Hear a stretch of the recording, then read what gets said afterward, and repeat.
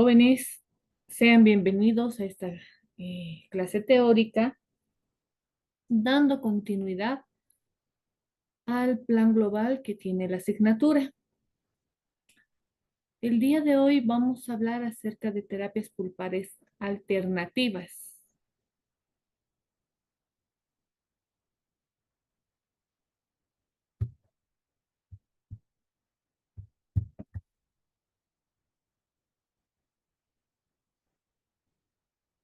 Tenemos que hablar acerca de los tratamientos, de las opciones o de las opciones alternativas que tenemos para poder tratar dientes permanentes jóvenes.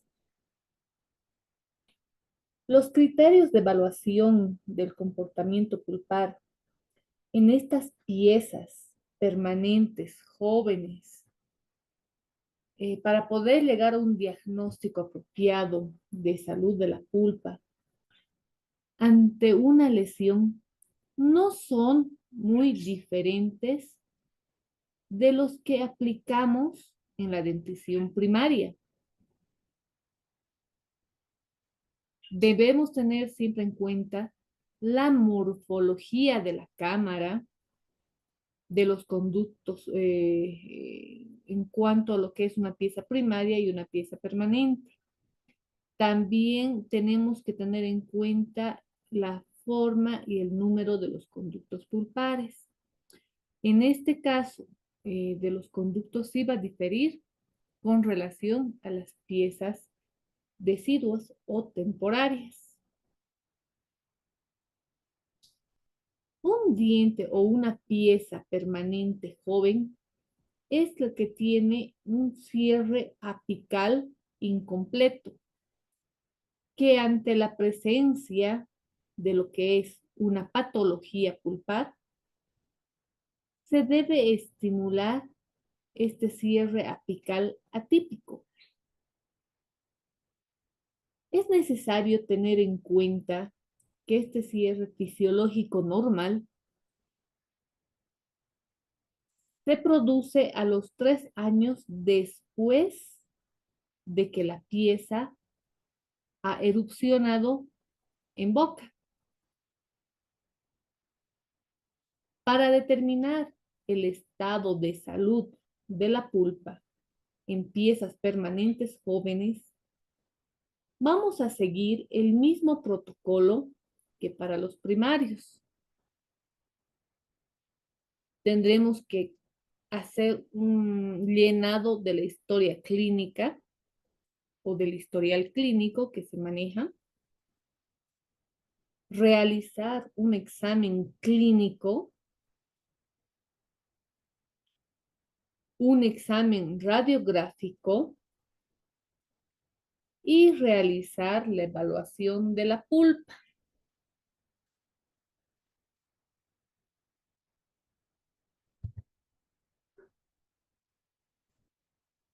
¿Cuáles serán los materiales usados en terapia pulpar? En el caso que vayamos a realizar tratamientos en piezas permanentes jóvenes. El mercado nos da una amplia gama de materiales, los cuales podemos usar, que ya están dentro del mercado nacional, como otro tipo de materiales que son usados en otros países.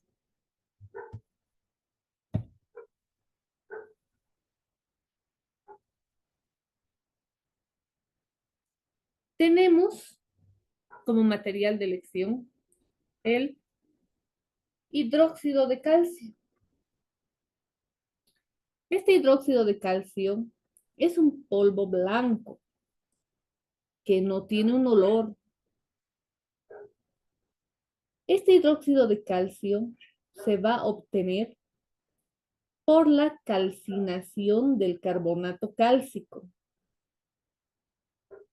que al entrar en contacto con el aire va a captar el anhídrido carbónico.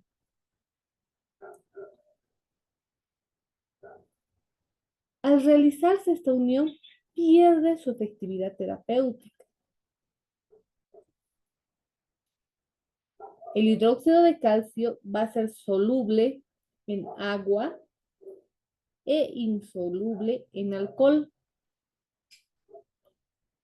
Cuando el hidróxido de calcio es aplicado directamente sobre la pulpa, se va a producir una necrosis de la capa superficial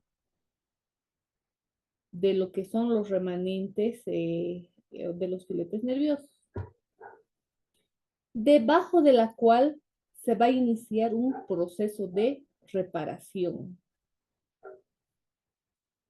La eficacia en el caso de un tratamiento con extirpación parcial de la pulpa que se realice con hidróxido de calcio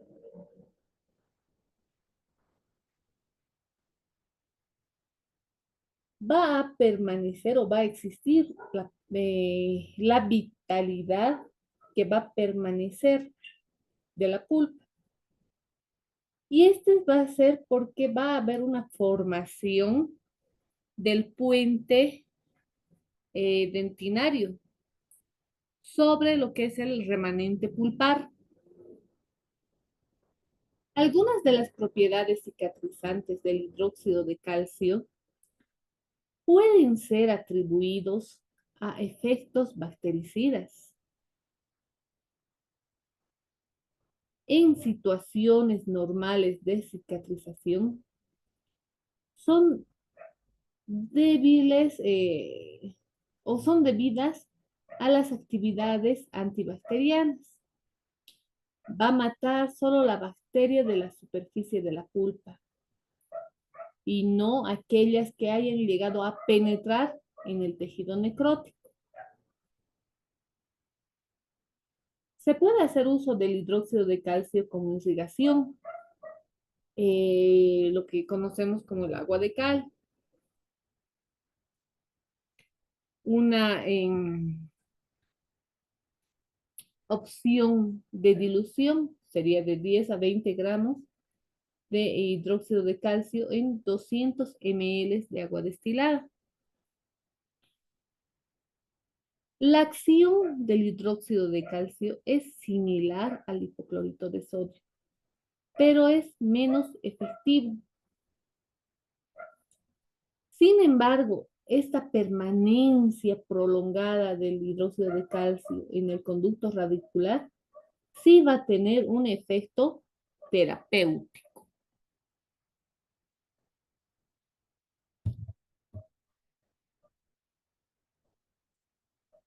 Algunas escuelas en algunos países aún eh, siguen manteniendo el uso del farmacosol, que son pocos países. Pero para conocimiento general, ¿cuál es la fórmula? Es formaldehído al 19%, cresol al 35%, glicerina al 15% y agua destilada. El formaldehído va a tener una acción bactericida. Va a precipitar las proteínas, provocando la destrucción de las bacterias. También fija la pulpa subyacente. Puede provocar trombosis e isquemia. El cresol va a tener una acción antiséptica. La glicerina y agua destilada son los vehículos que atenúan el poder irritante del formaldehído. Después de la aplicación sobre la pulpa, se observa la formación de 4 capas. Una primera que será una zona de fijación. Habrá tejido fijado por el medicamento. Una segunda que es la zona de atrofia. Es un tejido reducido de células y fibras. La tercera capa, habrá una concentración de células inflamatorias. Una cuarta capa en la cual ya podemos ver un tejido normal. Las capas de fijación e inflamación van a ser directamente proporcionales a la concentración del medicamento, también al tiempo de contacto con la pulpa. Este formocresol se va a difundir por el tejido pulpar y va a alcanzar a los tejidos periapicales. Gracias a la presencia del coágulo sanguíneo sobre la pulpa, esa pulpa seccionada va a influenciar el proceso de fijación, impidiendo que exista un desequilibrio de la acción del medicamento, es decir, del formocresol, por la presencia de humedad.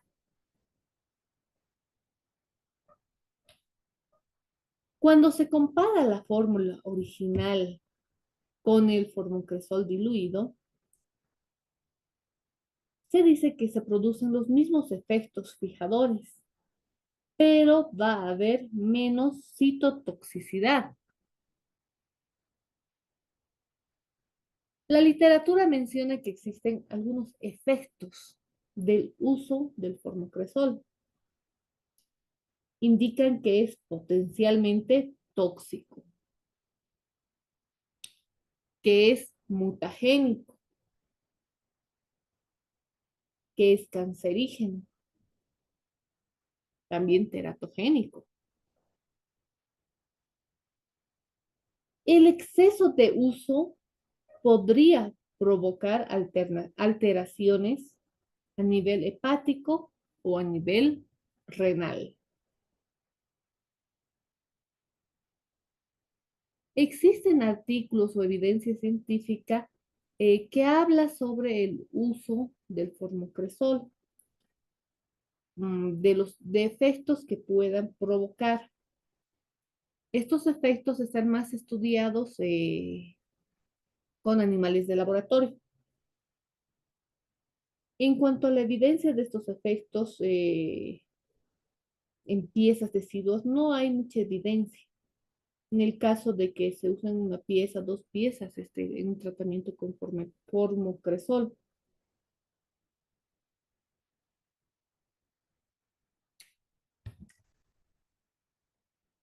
En algunos países también usan otro tipo de medicación, como el glutaraldehído.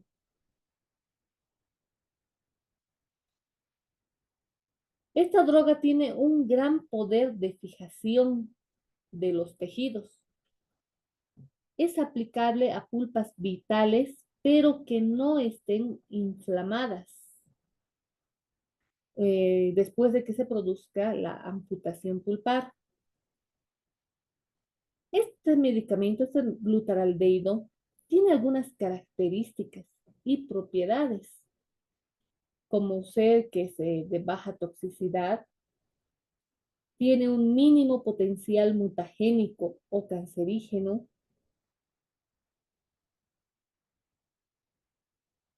no llega a ser absorbido por los tejidos subyacentes, existe bajo potencial para la distribución sistémica. El sulfato férrico. Este material se ha utilizado como un agente coagulante o hemostático, más que todo en tratamientos o en procesos gingivales. Este medicamento también permite controlar la hemorragia luego de una cirugía. El mecanismo de acción radica en la formación de un complejo ion férrico de la proteína que bloquea los vasos sanguíneos que han sido cortados mecánicamente. Este material no es un fijador, solo tiene una acción bacteriostática, cuya principal propiedad es controlar el sangrado mediante la aplicación intermitente.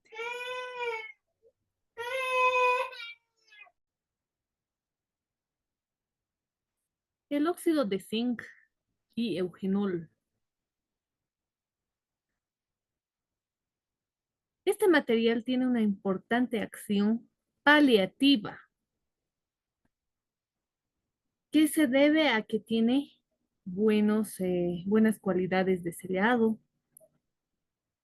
tiene una acción anestésica, producto del eugenol, tiene propiedades bacteriostáticas, gracias al eugenol también. Fue el primer agente usado para preservar la pulpa. El eugenol es un derivado del fenol.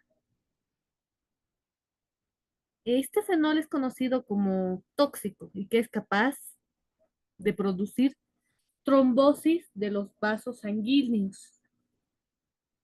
Al ser aplicado directamente sobre el tejido pulpar. El eugenol puede atravesar la dentina y alcanzar el tejido pulpar. El óxido de zinc no es irritante para la pulpa cuando se coloca en cavidades profundas.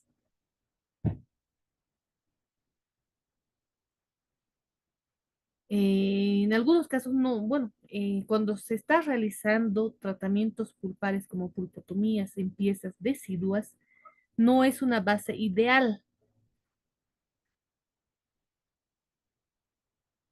pero en el caso que se coloque un agente fijador, como en el caso que se use el formocresol o se haga una técnica conservadora, el tejido no va a ser afectado por el eugenol. Actualmente el cemento de óxido de zinc y eugenol es utilizado más para la obturación de conductos radiculares, pero de piezas primarias.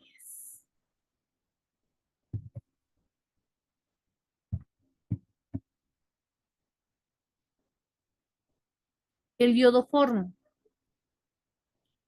es una alternativa que ha sido de uso de una pasta iodoformada como material de obturación de conductos o de canales radiculares en piezas primarias. Dos ventajas de esta pasta, o perdón, las ventajas de esta pasta serían que es un material suave, viscoso, que puede recogerse como, con un léntulo para introducirlo dentro de los canales. En otros casos puede ser inyectado a presión mediante una jeringa. Utilizada como pasta, va a ser una pasta reabsorbible.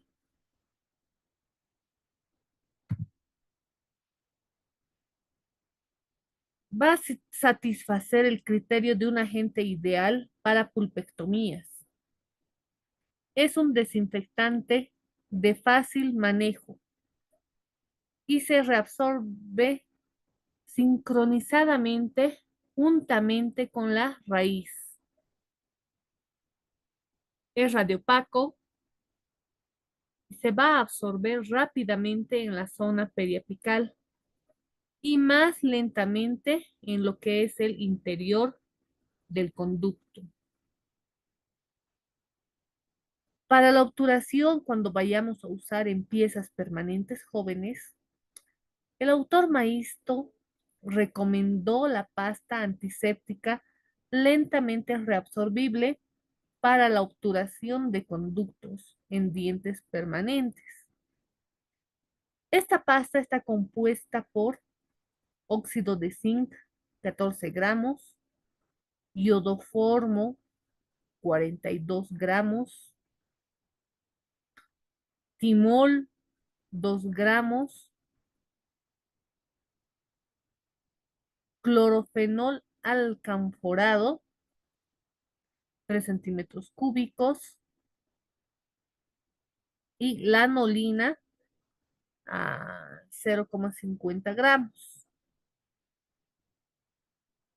Otra pasta que ha sido descrita para obturaciones en una sola sesión, en el caso de necrosis pulpar o forámenes apicales amplios, es la pasta de hidróxido de calcio más iodoformo en una relación o proporción de 3:1. Tiene que ir junta con una solución acuosa, que puede ser agua destilada o suero fisiológico.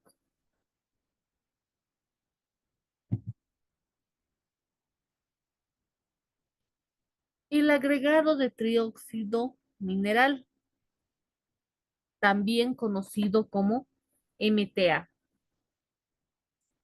es un material biocompatible que tiene una gran habilidad para sellar. Este medicamento se utiliza en diferentes procedimientos.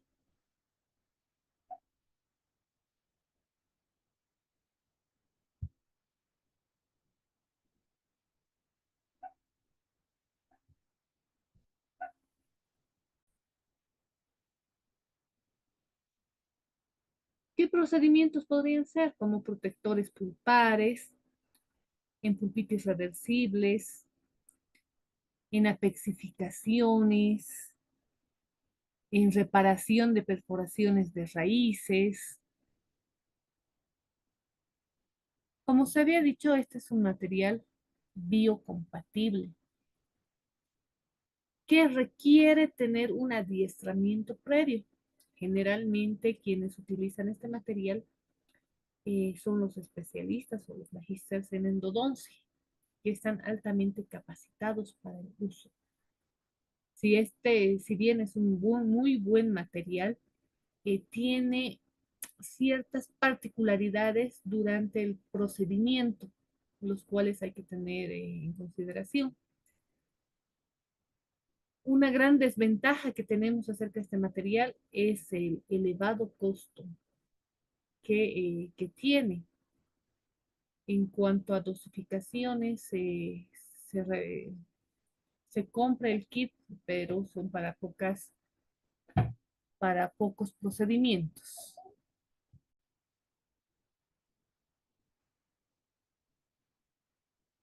En cuanto a terapia pulpar, les presento un cuadro como resumen de algunos tratamientos o procedimientos que se realizan, haciendo una comparación entre piezas temporarias y piezas permanentes. Para piezas temporarias, con pulpa vital, ¿qué procedimientos? Una protección pulpar indirecta, protección pulpar directa, pulpotomías. En el caso de pulpas no vitales, pulpectomías.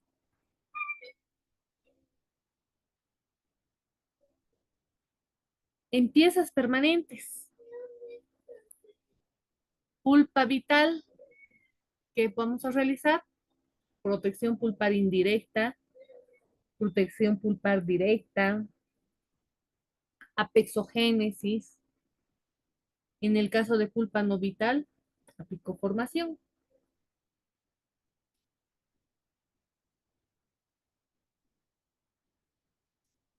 Vamos a hablar un poquito acerca de lo que es la protección pulpar indirecta.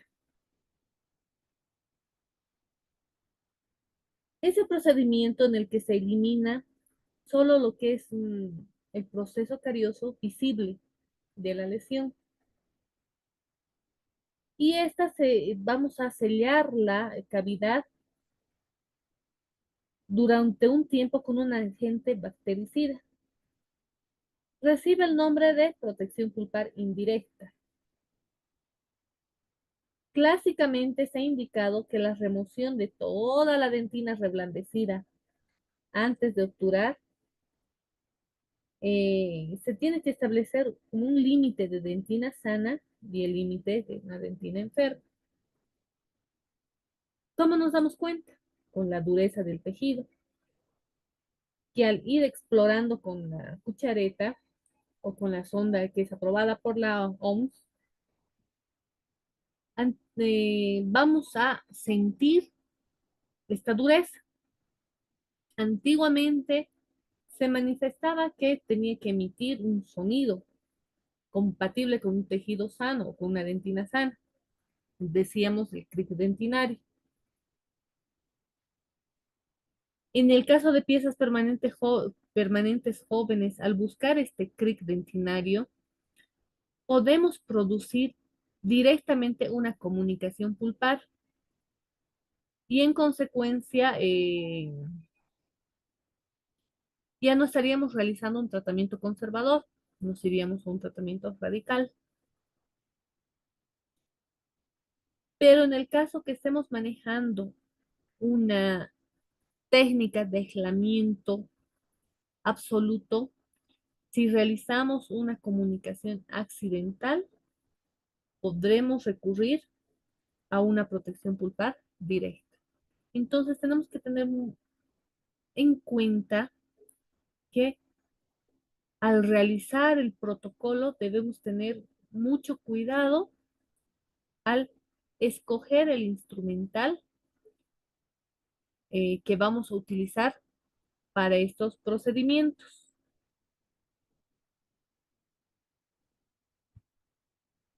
¿Cuáles son las indicaciones para una protección pulpar indirecta? Presencia de lesiones cariosas profundas que no vayan a comprometer a la pulpa, que se puedan observar clínica o radiográficamente. Tiene que haber ausencia del compromiso periapical en el estudio radiográfico.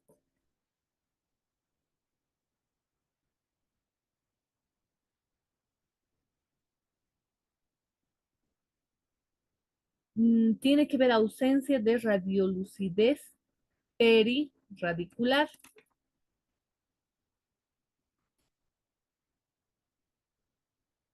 Una ausencia del dolor. No tiene que haber antecedentes de dolor espontáneo. Tampoco tendrá que haber molestias a la percusión o ver que al hacer una presión digital pueda existir una movilidad dentaria.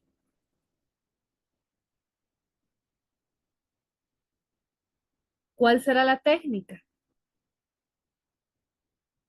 Una vez diagnosticada la pieza, tendremos que proceder a hacer un control del dolor de la pieza, a ser tratada. Trabajamos siempre, y se recalca esta situación, que se debe trabajar siempre con aislado absoluto del campo al cual vamos a realizar el trabajo operatorio. Preparación de la cavidad, remoción del tejido carioso con los excavadores necesarios. En el caso que se tenga que emplear el uso de sistemas rotatorios que sea de baja velocidad con fresas redondas grandes.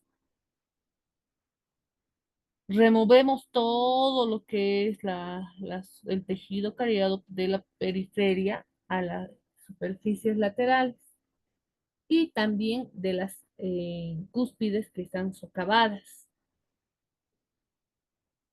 Tenemos que necesariamente asegurarnos que no exista una exposición con la pulpa, una comunicación accidental con la pulpa.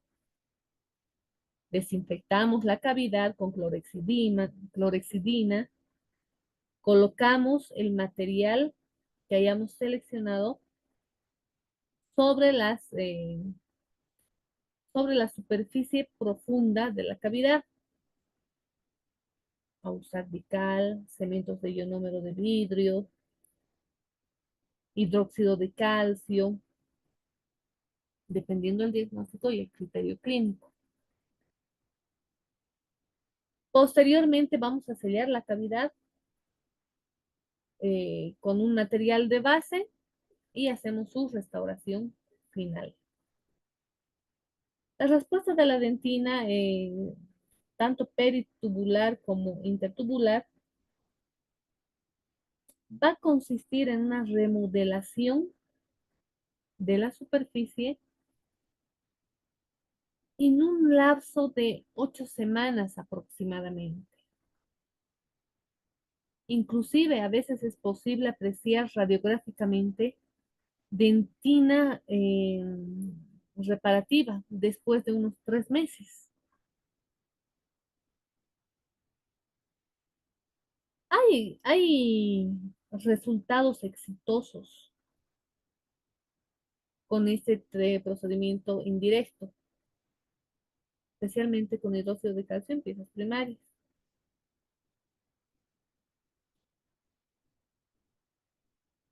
También existe evidencia de éxitos en lo que es tratamientos con piezas permanentes jóvenes, siempre hablando de piezas permanentes jóvenes.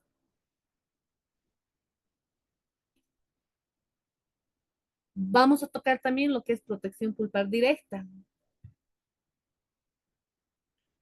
Es una terapia que se va a basar en la capacidad que tiene la pulpa para formar un puente dentinario cuando ésta ha sido expuesta en condiciones favorables. Y esto entre comillas, por favor, en condiciones favorables.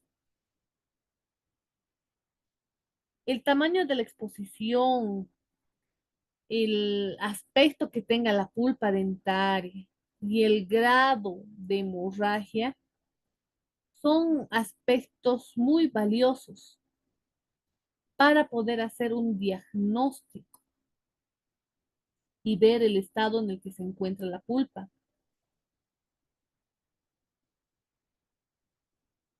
Por eso es de que es muy importante el uso de un dique de goma para aislar el diente o la superficie operatoria.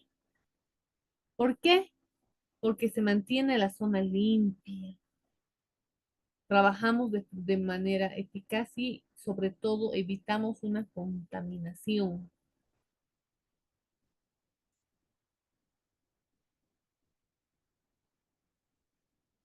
En el tratamiento de la pulpa dental, la situación va a ser más favorable o exitosa cuanto más diminuta sea esta exposición. Y si esta exposición es puntiforme, tendría que estar rodeada por dentina sana. Sin embargo, si se hace una exposición de la pulpa, que sea o que haya una exposición ya de la pulpa, que no haya sido provocada accidentalmente, por más de que sea esta de un tamaño puntiforme, va a estar siempre acompañada de una inflamación. Ahora bien, una exposición de gran tamaño se asocia ya con la existencia de una infección, presumiendo que ya existe una degeneración pulpar avanzada.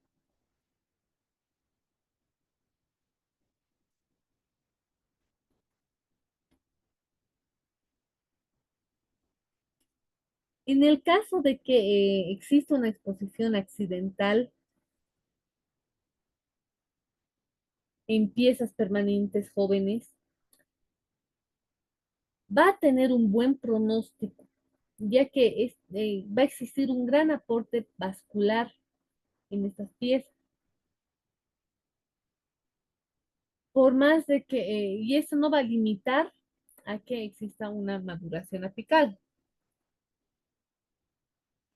Si la exposición es muy grande o si existen muchos puntos de exposición,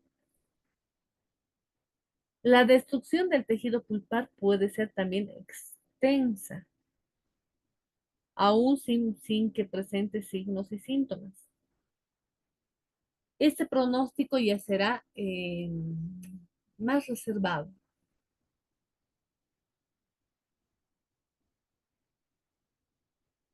Han utilizado y empleado una variedad de materiales con el propósito de estimular la respuesta reparativa pulpar. Se usa el hidróxido de calcio, actualmente el MTA,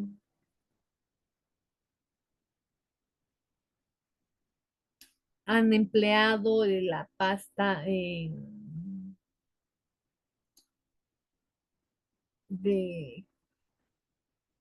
que es una mezcla entre óxido de zinc, fenol y formopresol. Aunque habíamos dicho de que el eugenol no debería ser empleado directamente sobre pulpa, porque provoca una irritación. No, la literatura lo menciona.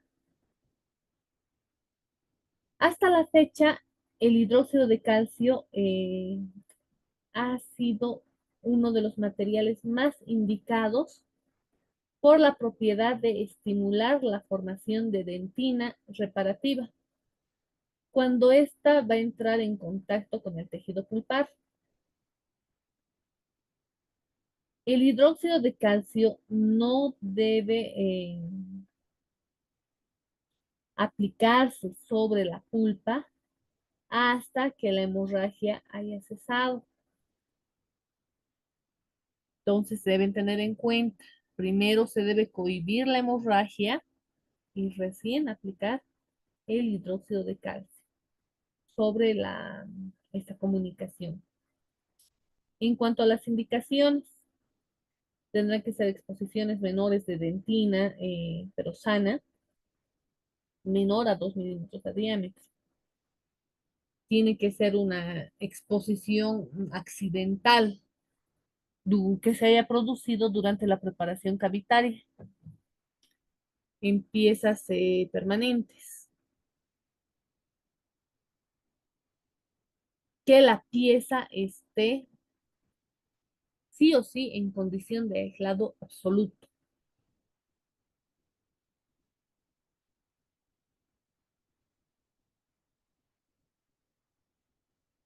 ¿Cuáles serán las contraindicaciones? Que haya una exposición mayor a 2 milímetros, que ya presente algunos signos y síntomas de enfermedad pulpar,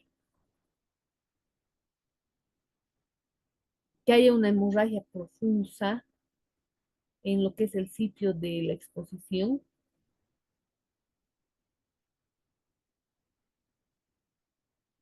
La técnica, un control del dolor, el aislado absoluto. Vamos a hacer la remoción de lo que es la dentina.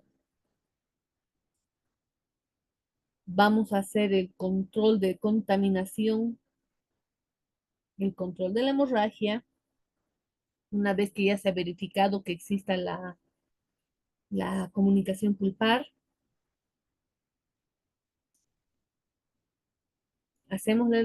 desinfectamos la cavidad, secamos, seleccionamos el material que vayamos a emplear y hacemos un sellado cavitario y posteriormente la restauración propiamente dicha. Habíamos dicho que el material a elección es el hidróxido de calcio. También actualmente vamos usando o empleando lo que es el MTA. Vuelvo a recalcar, el MTA tiene las indicaciones exclusivas para lo cual están capacitados los especialistas o los que se han dedicado a especializarse en el área de endodoncia.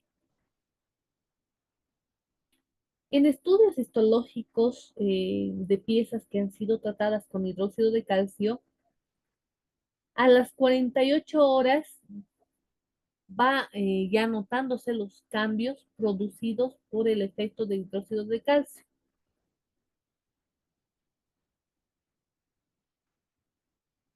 Para poder decir que este cuadro clínico es exitoso, la radiografía no va a mostrar ningún cambio inusual y el paciente va a estar libre de molestias.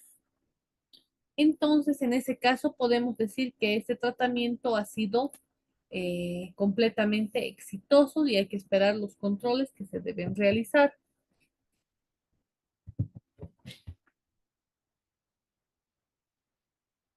Hablamos de la pexogénesis,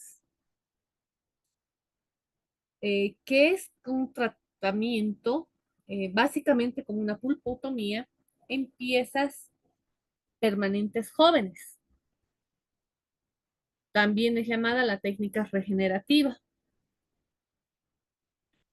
Su objetivo es mantener la vitalidad de la pulpa radicular remanente, que a su vez esta va a promover la continuación del desarrollo apical de la raíz. Estamos hablando de una estimulación fisiológica. La parte coronal de la pulpa puede ser inflamada, pero no la radicular. ¿Cuáles van a ser las indicaciones? Una pieza asintomática, que haya una respuesta positiva a las pruebas de vitalidad pulpar, que no haya evidencias de cambios patológicos a un examen radiográfico, ausencia de reabsorción interna, que no haya calcificación excesiva del canal, sin patología periapical, el sangrado no debe ser profuso y debe existir una coloración normal del sangrado.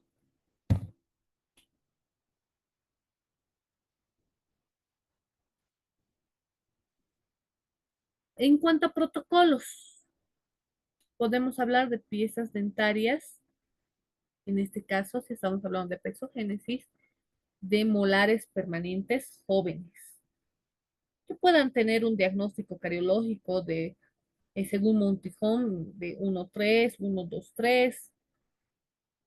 El diagnóstico pulpar tendrá que ser una pulpitis reversible. Y el diagnóstico radiológico, un puente dentinario que sea menor a 2 milímetros. Que existe evidencia que es una raíz en proceso de apicoformación.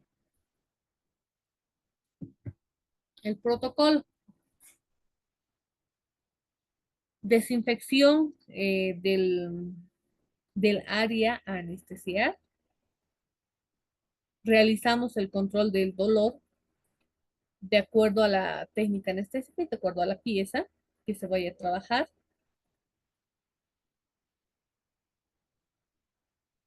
Requisito: aislado absoluto del campo operatorio. Vamos a hacer la eliminación del tejido cariado, primero por márgenes, posteriormente paredes y luego piso. Tendremos que crear una accesibilidad con fresa de diamante redonda. Eliminación de la dentina infectada con cuchareta de dentina y o fresa de carburo redonda, si es que se lo requiere. La eliminación del pecho cameral, utilizando una fresa de carburo de baja velocidad.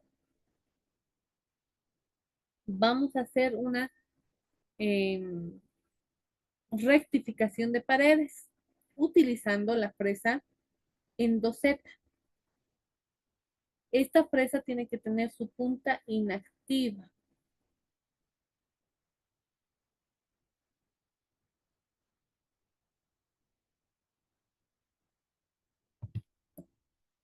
Vamos a realizar la eliminación de la pulpa cameral empleando cuchareta de dentina, que sea una cuchareta lo posible nueva y bien afilada. Se hará la decapitación de la pulpa en dirección a las paredes. No se realiza presión en el piso. Cohibimos la hemorragia, hacemos el control de hemorragia, utilizando torundas de algodón embebidas o bolitas de algodón embebidas en suero fisiológico. Secaremos una vez cohibida la hemorragia, secaremos la cámara con una bolita de algodón seca y la dejaremos por espacio de 1 minuto aproximadamente.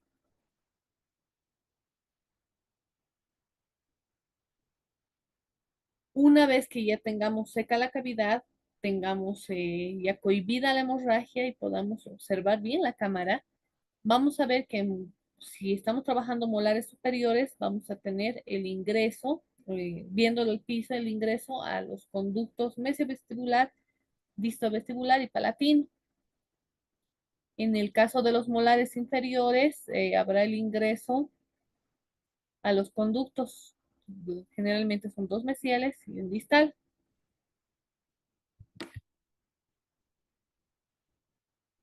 Vamos a aplicar la pasta de hidróxido de calcio, que se puede usar como sugerencia la glicerina como vehículo. Debe tener una consistencia semisólida. El espesor tendrá que ser de 1 milímetro que se coloque sobre el piso.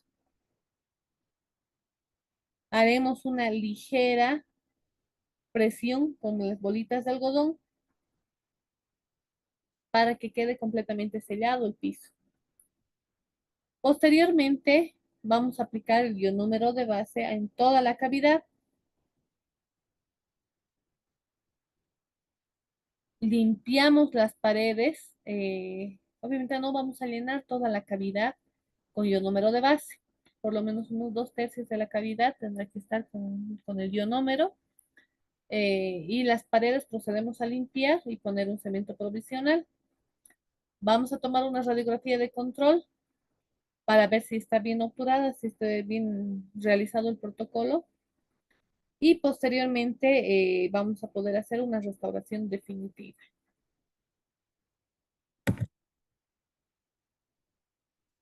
En cuanto a los controles, deberemos citarlo para controles radiográficos al mes, a los 3 meses, a los 6 meses, para ver la efectividad del procedimiento hasta que podamos ver que el lápiz esté cerrado. También se puede utilizar el MTA eh, como vehículo del suero en una proporción de 3 por 1, 3 de polvo y 1 de líquido. Se recomienda que si uno no tiene la capacitación previa del uso del material, no lo realice, puesto de que este material,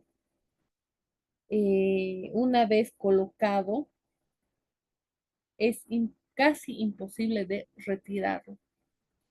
Por eso es de que se tiene que tener mucho cuidado con este material. Es muy efectivo, es bueno, es un sellador, pero hay que saberlo manipular.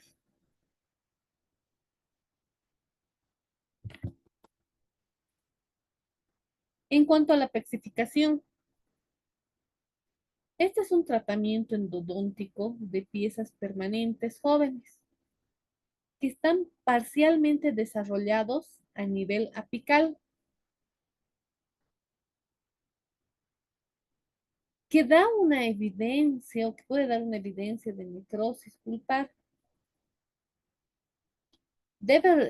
O un diagnóstico también de una artritis irreversible. Debe recordarse que la ausencia de esta respuesta clínica a pruebas eléctricas y o térmicas, eh, también puede haber ligeros síntomas de dolor o hinchazón que no precisamente pueden estar presentes.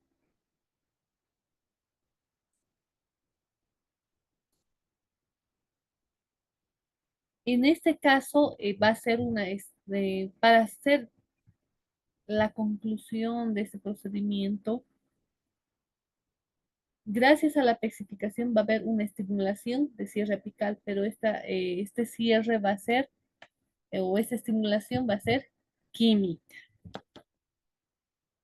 ¿Cuáles van a ser las indicaciones? Pulpas infectadas, que los cuales no hayan habido un cierre apical,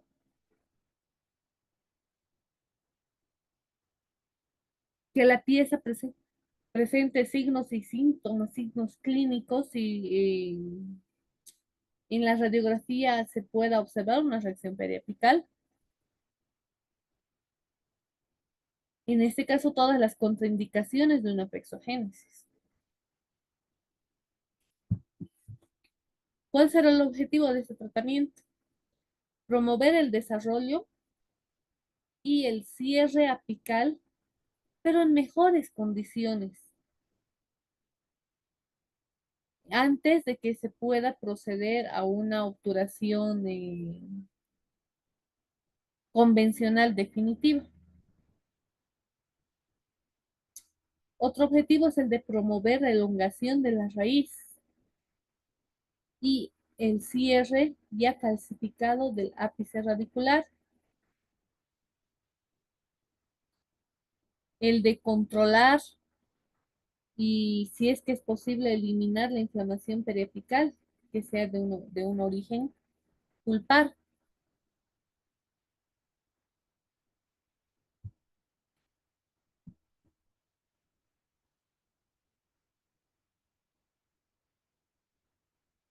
Para el diagnóstico de estas piezas, vamos a tener que, como indicación, la pieza dentaria será una pieza permanente joven. Puede ser anterior, puede ser posterior. Diagnóstico cariológico, según un tijón, será una lesión cariosa 1 4, puede ser 1, 2 y 4, 1, 2, 3, 4.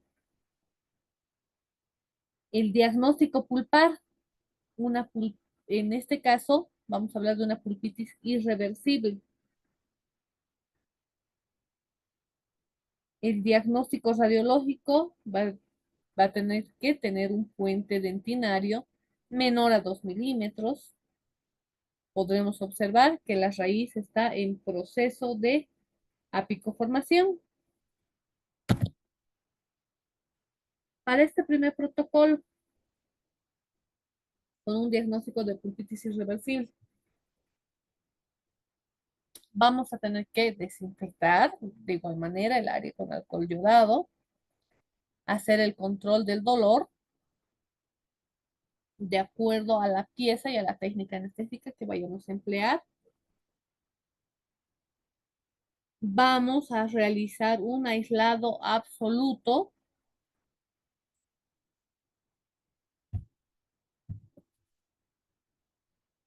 la eliminación de la lesión cariosa. Empezamos por margen, continuamos por paredes y posteriormente pisos. La accesibilidad tiene que ser con fresa de diamante redonda. La eliminación de la dentina infectada, vamos a usar una cuchareta de dentina en lo posible nueva, bien afilada. Y si vamos a emplear sistema rotatorio, con una fresa de carburo redonda.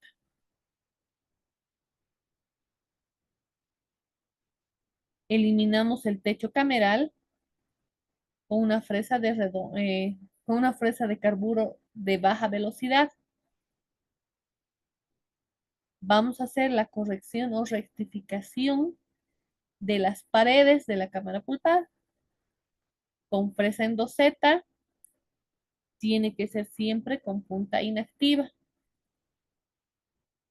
La cavidad en lo posible se tiene que conformar con paredes divergentes hacia pulsar en el caso de multirradiculares.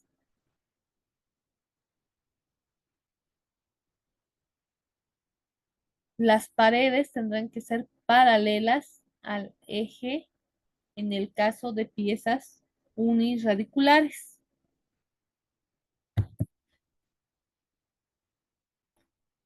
Una vez preparada la cavidad, vamos a hacer la eliminación de la pulpa cameral con ayuda de la cuchareta de dentina.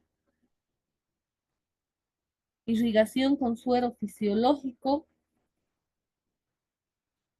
y posteriormente secamos. Eliminamos después la pulpa radicular. Bien podemos usar tiranervios nuevos con movimientos de impulsión, rotación y tracción. No nos olvidemos que molares superiores van a presentar tres conductos: mesio vestibular, disto vestibular y el palatino.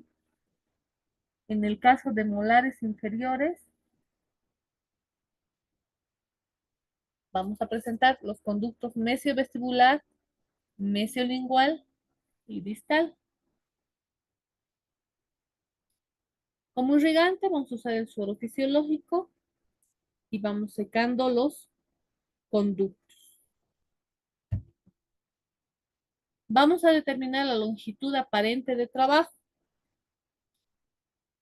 que será la longitud real menos 2 milímetros, que es igual a una longitud aparente de trabajo.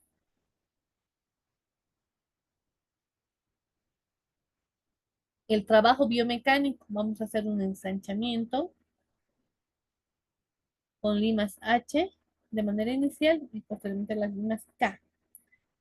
Vamos a usar movimientos de impulsión, tracción, para eliminar la capa interna infectada. Tenemos que tener bastante cuidado porque estas paredes son relativamente delgadas, porque están en proceso de crecimiento.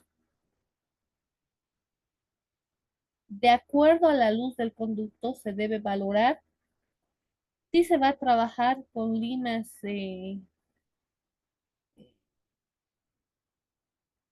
hasta qué lima podemos trabajar. Una lima 25, una 30, una 35, una 40. Como les digo, hay que valorar de acuerdo a la luz o la amplitud del conducto.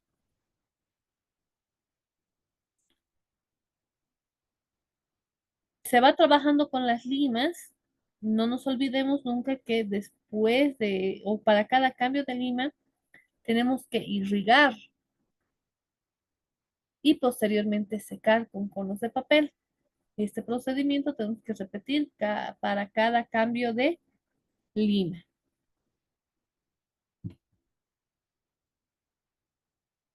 En el caso que no se vaya a terminar en una primera sesión,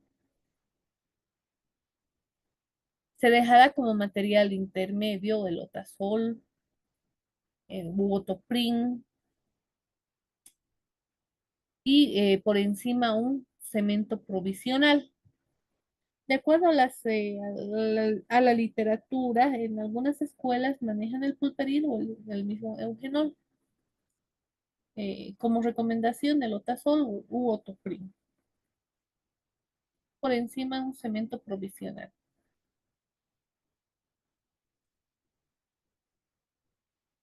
Debemos determinar la longitud real, aumentando 2 milímetros a la longitud aparente del trabajo.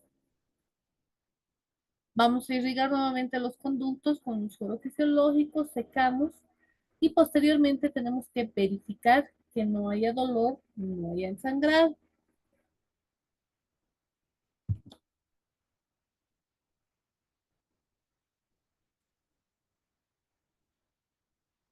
Ya en una siguiente sesión o cuando ya tengamos que hacer la obturación del conducto, vamos a preparar la pasta con hidróxido de calcio más glicerina. O también como vehículo podemos usar el suero.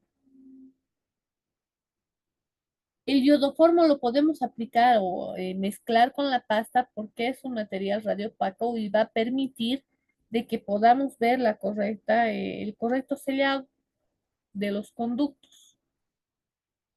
Limpiamos las paredes y vamos a aplicar una bolita de algodón estéril y por encima un ionómero de base y la restauración. O bien este ionómero vamos a llenar la cavidad hasta llegar a un límite oclusal. Para este tipo de tratamientos hay que hacer controles radiográficos postoperatorios al mes, 3 meses, 6 meses. En cada control tenemos que valorar si es necesario o no el volver a obturar, en el caso que exista reabsorción del material. En el transcurso de estos controles, hasta que veamos que haya el cierre apical, recién vamos a poder abrir la cavidad y realizar el tratamiento endodóntico convencional, que por ser pieza permanente ya con un cierre apical, deberíamos remitir a un endodoncista para que continúe el trabajo endodóntico convencional. A considerar, como irrigación vamos a usar el suero fisiológico.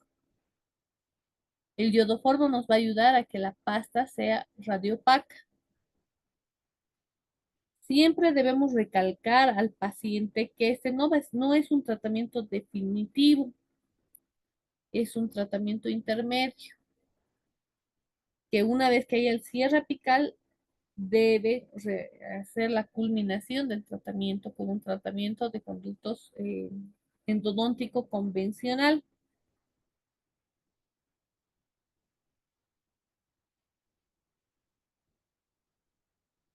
Como alternativa, el MTA nos sirve para hacer un sellado del tercio apical hasta la porción que esté desarrollado el ápice.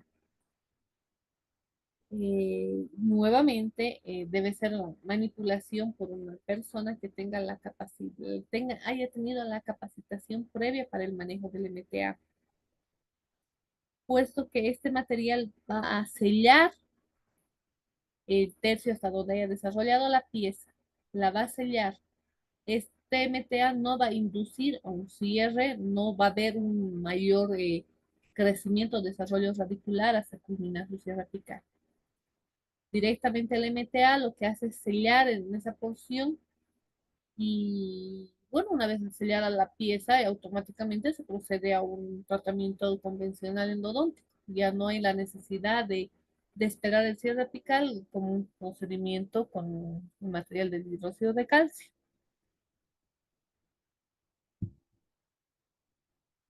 Ah, ahora, en cuanto a otro protocolo, en cuanto a pieza dentaria permanente joven, en este va a diferir con lo que es el diagnóstico pulpar. En este caso va a tener una necrosis pulpar. Básicamente vamos a repetir los pasos, pero es necesario para que ustedes tengan en conocimiento un correcto protocolo de atención. En el caso que haya un diagnóstico pulpar de necrosis, vamos a realizar una desinfección del área para el protocolo, control del dolor, el aislado absoluto necesario, la eliminación de tejido cariado. No se olviden siempre, primero márgenes, después paredes y al último el piso. Hacemos la accesibilidad con la cámara pulpar con fresa de diamante redonda. Eliminamos la dentina infectada con cuchareta de dentina y fresa de carburo redondo. Eliminamos el techo cameral con fresa de carburo de baja velocidad. Hacemos la corrección de la cámara pulpar con una fresa endoseta de punta inactiva. No se olviden que siempre tiene que ser con las paredes divergentes hacia cruzal en el caso de piezas multirradiculares y paredes paralelas al eje en el caso de piezas unirradiculares. Hacemos la eliminación de la pulpa cameral empleando cuchareta de dentina filosa, en lo posible nueva. En este caso vamos a irrigar ya con hipoclorito de sodio en el primer irrigante. Vamos a secar, posteriormente irrigamos con suero fisiológico para inactivar y secamos. Procedemos a la eliminación de la pulpa radicular. Podemos emplear tiranervios nuevos, haciendo movimientos de impulsión, rotación y tracción. También podemos hacer esta debridación con ayuda de limas. No se olviden que molares superiores presentan tres conductos: mesiovestibular, distovestibular y palatino. En el caso de molares inferiores, presentan los conductos mesiovestibular, mesiolingual y distal. Irrigamos con hipoclorito de sodio y secamos. Posteriormente vamos a irrigar con suero fisiológico para inactivar el hipoclorito y secamos. Vamos a determinar la longitud aparente de trabajo, restándole 2 milímetros a la longitud real y realizamos el trabajo biomecánico. Hacemos el ensanchamiento con movimientos de impulsión y tracción y eliminamos lo que es la capa interna infectada con mucho cuidado. Hay que valorar hasta qué lima vamos a trabajar de acuerdo a la luz del conducto y hasta que encontremos un tope apical. No se olviden que tienen que irrigar después de cada lima.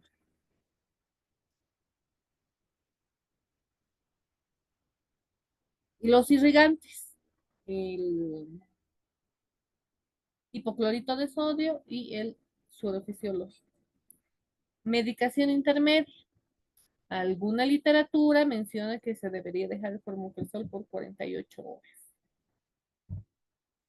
Actualmente podemos dejar un otazol, un otoprin para, como material intermedio.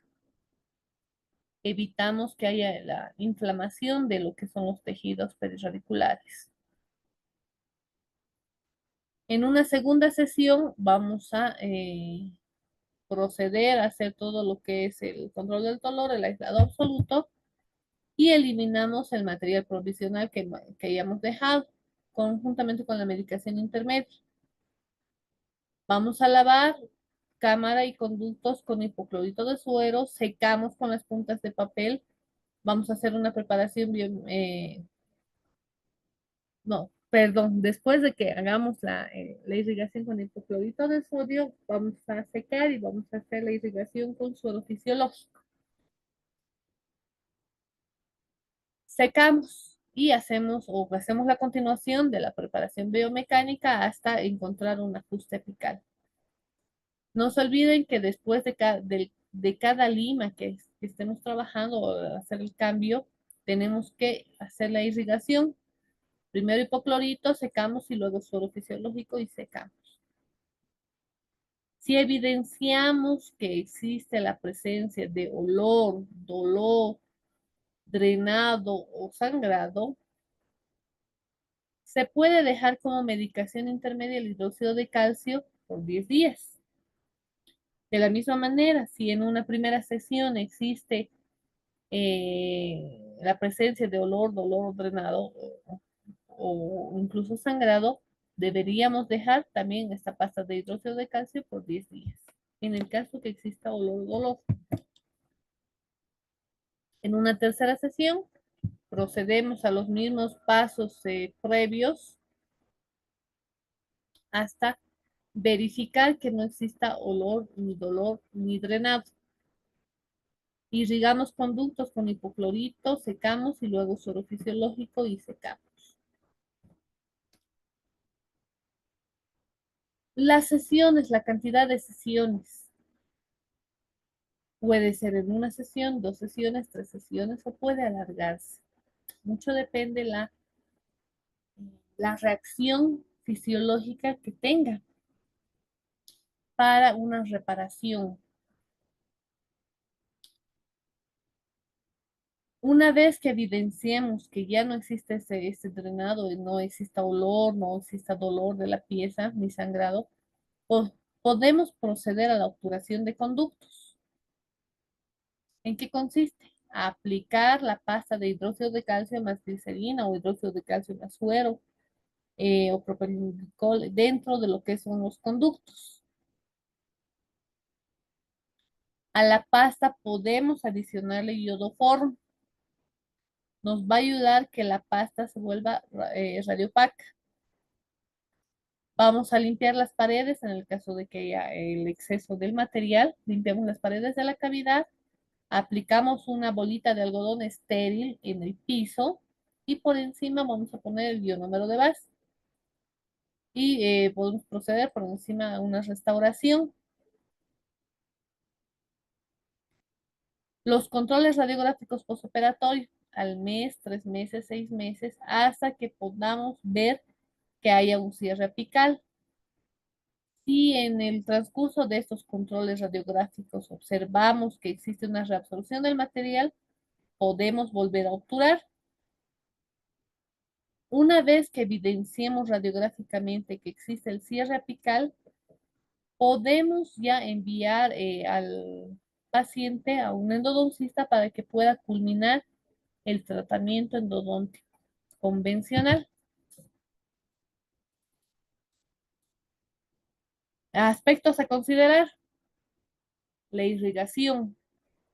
Tenemos que hacer esa combinación de hipoclorito y suero fisiológico. Una vez usado el hipoclorito o irrigado con hipoclorito, hay que secar los conductos. Posteriormente, el suero fisiológico, secamos los conductos.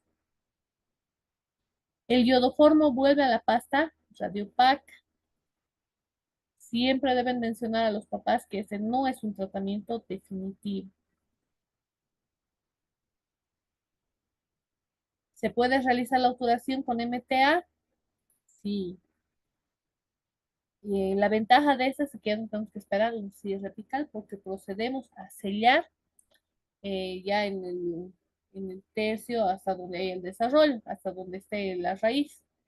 Procedemos a sellar y automáticamente hacemos un tratamiento convencional endodóntico. Ventaja: disminuimos tiempo entre sesiones y la espera hasta que haya el cierre apical.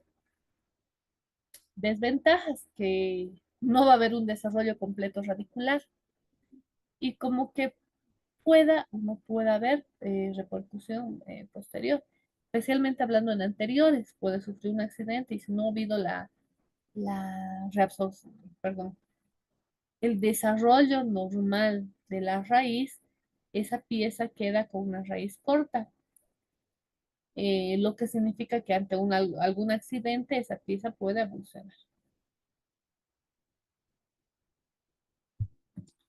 Bueno, muchas gracias por su atención y vamos a la siguiente semana a continuar con el desarrollo de lo que es nuestro plan global.